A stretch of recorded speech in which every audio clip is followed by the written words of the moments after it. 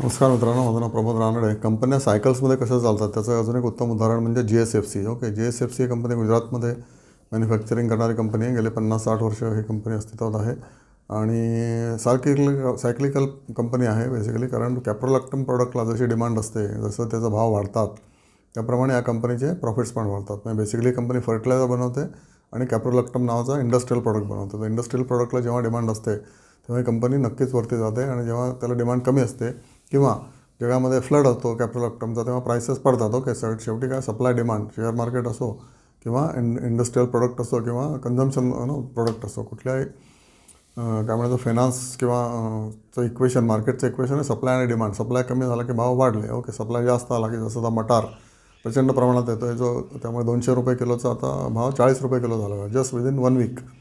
तसंच आहे मार्केटचं या. आणि कॅप्रोलॅक्टमची प्राईस जशी वाढेल तशी म्हणजे सप्लाय जसं कमी होईल त्याच्यामुळे प्राईस वाढते. तेव्हा GSFC शेअर पण परत 217 किंवा 200 काय म्हणायचं त्याचं पीक 212 गेले काही वर्षामध्ये तेवढं जाऊ शकतो. ओके, तर सध्या हा शेअर पडलेला असू शकतो 170 किंवा त्याच्या खाली आला असेल, मला माहिती नाही आहे, चेक करा. ओके, परंतु याची बेसिकली सायक्लिकल शेअरची उत्तम उदाहरण आहे आणि कमॉडिटी प्रोडक्ट, कमॉडिटी नाही आहे, प्रोडक्ट केलेलं आहे ना, व्हॅल्यू ॲडेड आयटम आहे हा.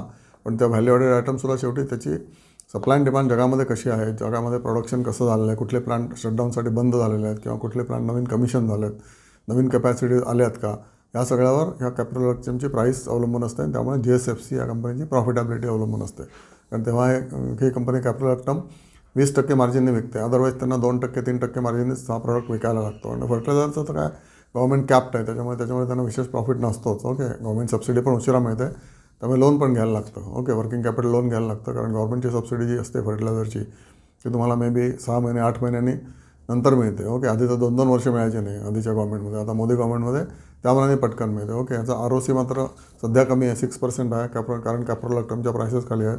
ROE पण 5% आहे. ओके, स्टॉक PE 10.4 आहे, म्हणजे चीप आहे कारण प्रॉफिटॅबिलिटी कमी आहे म्हणून तो शेअर चीप आहे. ओके, PE कमी आहे. जशी प्रॉफिटॅबिलिटी वाढेल म्हणजे EPS वाढेल, अर्निंग पर शेअर वाढेल आणि त्यामुळे प्राईस पण थोडीशी त्याची वाढू शकते आणि त्यामुळे P/E may be it will go to 15. Okay, म्हणजे 1.5 पट होऊ शकतो P/E. त्याच्याहून जास्त काय GSFCचा P/E जात नाही. प्रत्येक शेअरचा ना P/Eची एक रेंज असते. कुठलाही P/E या कंपनीचा शेअर P/E 50 कधीच जाणार नाही. ओके, या कंपनीचा शेअर P/E नेहमी मे बी 10 ते 15मध्येच घुटमळत राहील. ओके, डिव्हिडंड यील्ड चांगली आहे, 2.8 आहे. फेस व्हॅल्यूचे 2 आहे. ओके, बुक व्हॅल्यू 313 आहे आणि मार्केट व्हॅल्यू याची त्याच्याहून खूप कमी आहे. त्यामुळे या शेअरकडे बघायला हरकत नाही. सरकारी कंपनी आहे त्यामुळे गफला होण्याचे चान्सेस कमी आहेत, खूपच